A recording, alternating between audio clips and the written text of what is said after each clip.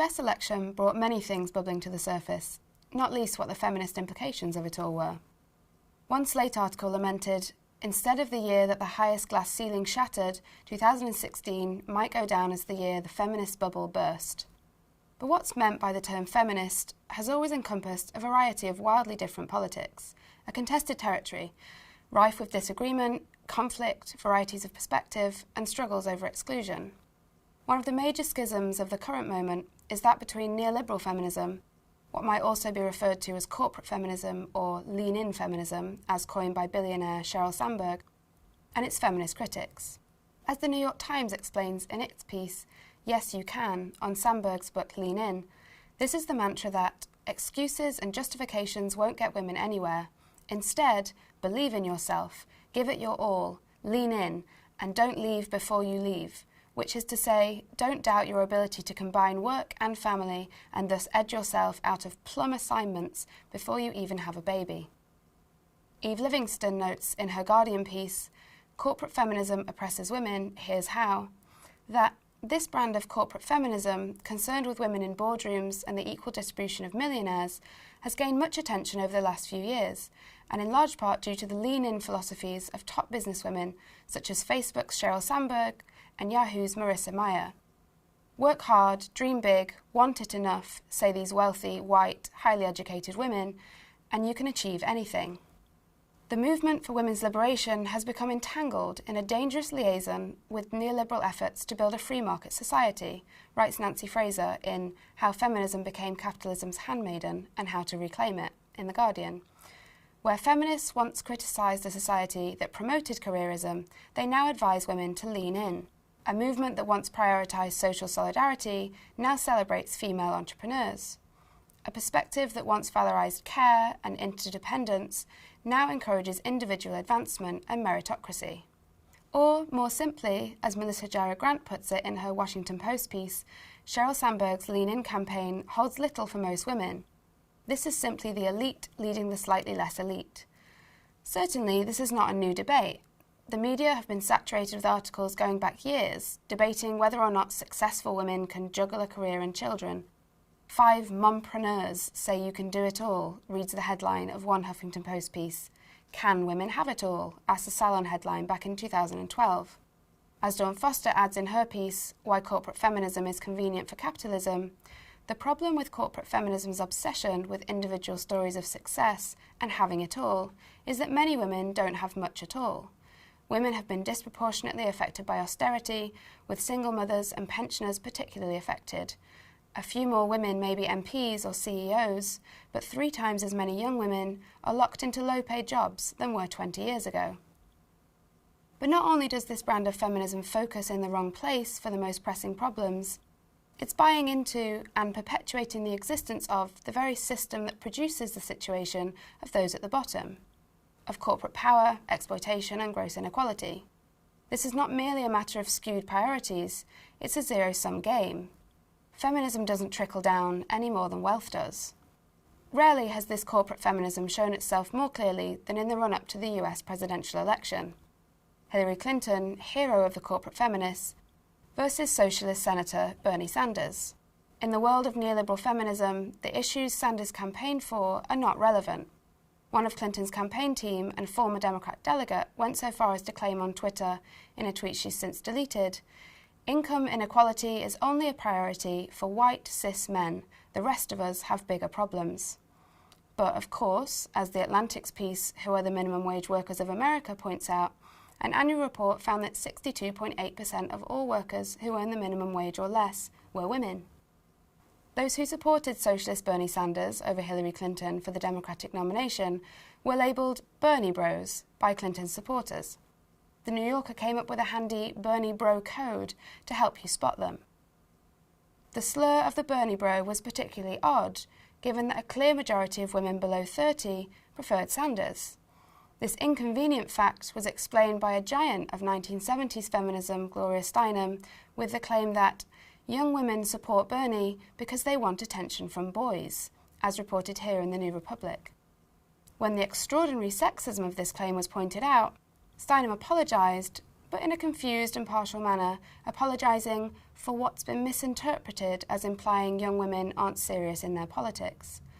Joan Walsh, meanwhile, writing in The Nation in her piece, Why I'm Supporting Hillary Clinton, with joy and without apologies, lamented that the message from the Bernie bros to Clinton supporters was that our demand for equal representation at the highest level of government, at last, by a supremely qualified woman who is thoroughly progressive, if not a socialist, must sadly wait. Never mind the insistence that Hillary is thoroughly progressive. This reference to Hillary's qualification for the job was a recurring theme from her supporters, as if the presidency was something that she deserved, akin to a promotion for which she might be overlooked now that her CV was up to scratch. When she did finally secure the nomination, The Atlantic announced delightedly that it was among those declaring it Hillary Clinton's feminist triumph. But after this ecstatic anointing, of course, came apocalypse. Donald Trump's victory proves that America hates women, wrote Michelle Goldberg in Slate magazine. In the article for the London Review of Books, Rebecca Solnit wrote that Hillary Clinton was all that stood between us and a reckless, unstable, ignorant, inane, infinitely vulgar, climate change denying, white nationalist, misogynist. True enough, but to the dismay of many of the feminists that supported her candidacy, Hillary Clinton revealed her true colours by choosing to attend Trump's inauguration rather than join the anti-inauguration demonstrations. As the Boston Globe put it, the stoic Hillary attended to honour democracy, unlike over 50 of her fellow Democrats who boycotted. It's not merely in the US that neoliberal feminism has a hold, nor there that women in politics are assumed to be evidence of feminist victory. Upon her victory in the British Conservative leadership debate, The Telegraph asked, "Is Theresa May the most feminist Prime Minister ever?" Catherine Mayer, in her piece for The Telegraph, "Men have gotten us into this mess, now Theresa May is the woman to get us out of it," went so far as to label May a woman's woman who is passionate about women's rights. This is the very same Theresa May who supported reducing the legal limit on abortion and presided over the detention and state-sanctioned abuse of women at Yarl's Wood, an immigrant detention centre in the British countryside. She is also, of course, steering Britain towards the most right-wing, hard Brexit possible, which is set to damage every sector of the UK economy. The sad truth is, having a woman at the head of government indicates nothing about the policies that woman will oversee, and is certainly no guarantee of women-friendly proposals. German Chancellor Angela Merkel is celebrated as the world's most powerful leader, but women's rights were never at the heart of her agenda. Last year, the BBC reported that Angela Merkel endorses burqa ban wherever legally possible, which includes in schools, courts and other state buildings. And recently, in Poland, it was not thanks to their female Prime Minister that the draconian abortion bill proposed, banning abortion even in the case of rape and where the mother's life is at risk, was unsuccessful. It took mass protests, as reported by The Guardian, Poland's abortion ban proposal near collapse after mass protests. One photo of an elderly protester marching with the sign, "I can't believe I still have to protest this fucking shit," went viral and was perhaps most telling of the frustration with the lack of real progress achieved in recent years. The crisis of neoliberalism and the rise of populist right movements now see new dangers to the fight for women's rights. As Nancy Fraser points out in Dissent magazine, it was progressive neoliberalism that mixed together truncated ideals of emancipation and lethal forms of financialisation. It was that mix that was rejected in toto by Trump's voters.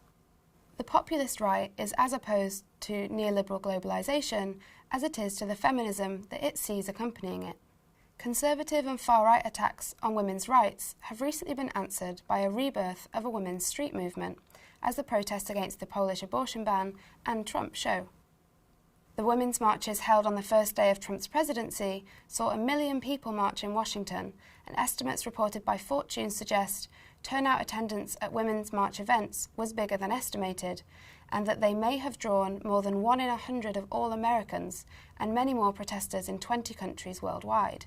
A call originally published in VIEWPOINT magazine and later republished in The Guardian, authored by a number of radical leftist feminists, including Angela Davis, Tithi Bhattacharya, Keeanga-Yamahtta Taylor and Nancy Fraser, has called for further action.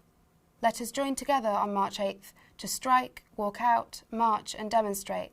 let us use the occasion of this International Day of Action to be done with lean-in feminism and to build in its place a feminism for the 99%, a grassroots, anti-capitalist feminism, a feminism in solidarity with working women, their families and their allies throughout the world.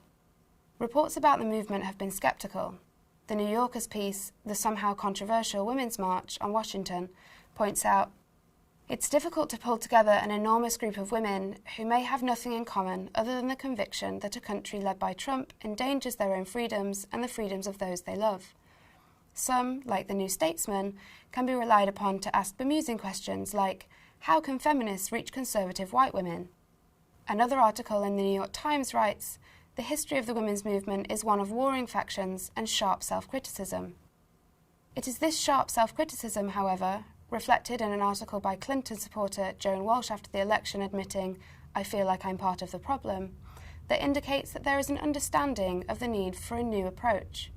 If a new feminist movement will establish itself, and with what results, will be the defining question of the coming months and years.